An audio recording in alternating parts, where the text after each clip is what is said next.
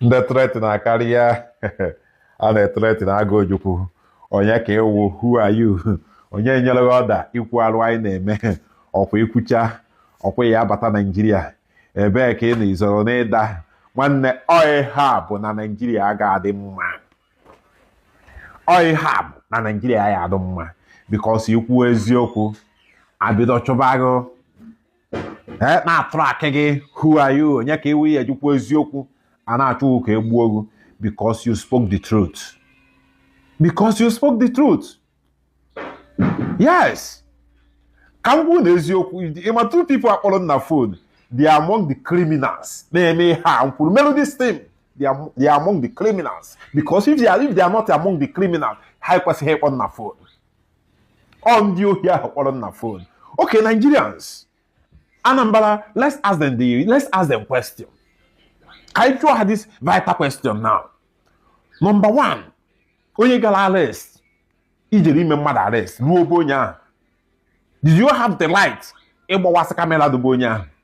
To destroy the camera, do you have the light? If you wee gbawasị the camera, you don't want the camera to capture you guys. Number two, jụọ onye for what purpose ka o ji wee maba face? Kedu purpose ha ji wee maba face? Onye jere ime arrest ọ bụ onye ohi? That's the question chọrọ ka unu jụọ ha.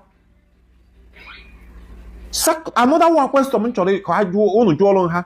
Kedu purpose ha eji wee nakọba ndị na-ebe ahụ phone? Around 10 o'clock in the midnight, nakọ people phone.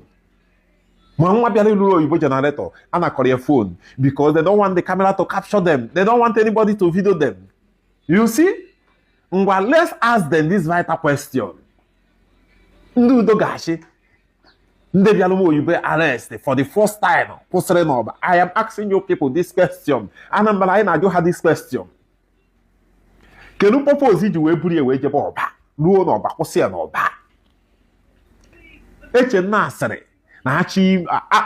in terms of security, anya security na road security. Before ị bata Nnewi, ị ga-ana ndị Nnewi ọda, isi ọba, gaa Ọjọọ, gaa Ishi, gaa Nnewi, bata Nnewi, jaa mleba mee mmadụ arrest.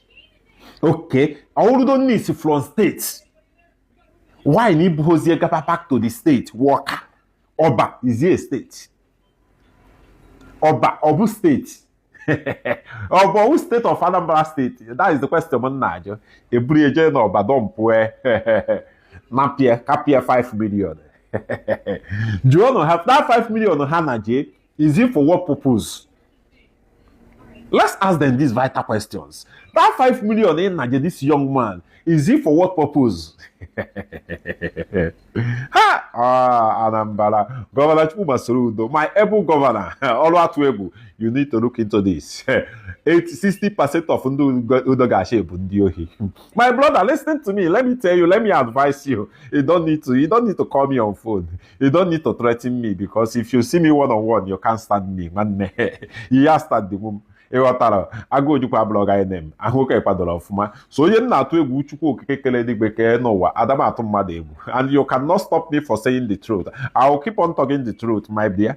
I will keep on speaking the truth. I have never started because alụm na-eme ka nkụ 60% of you alụm na-eme ka nkụ.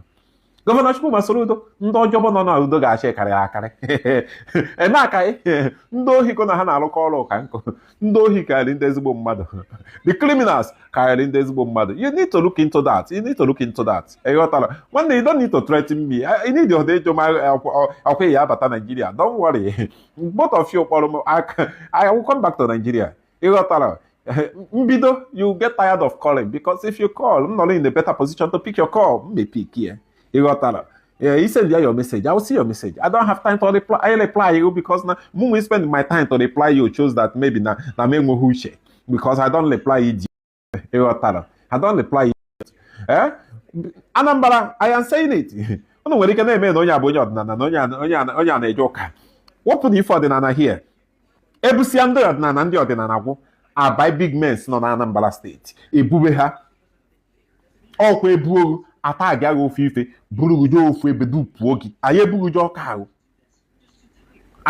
ọka ha nọrọ ebe ahụ dupuo ogu enwere ike ahịa ya gbaghị n'ọndụ Udogachi bịara buru n'ife anya na-esi na ndị kidnapa bịa kidnapụ gị ọkwa eburu gị eji ofu ebe nọrọ ebe a dupuo ogu etichacha agụ igherufu ahapụ gị naba ya na-asị na kidnapa ihe ama na ndị ọjọbọ nọ n'Udogachi ndị ọjọbọ nọ n'Udogachi ihe ama na ọha kidnapụrụ gị ịghọtara ihe ama na ọha kidnapụrụ gị ife na-eme na Tiger Base Owerri nyawu ife na-akwado ime na Anambra steeti because na ụmụazị a ndị ohi nọ na ha ebiri ha kala they feel like they have already give the license to rob people. They have already give the license to steal from the citizens, from the masses.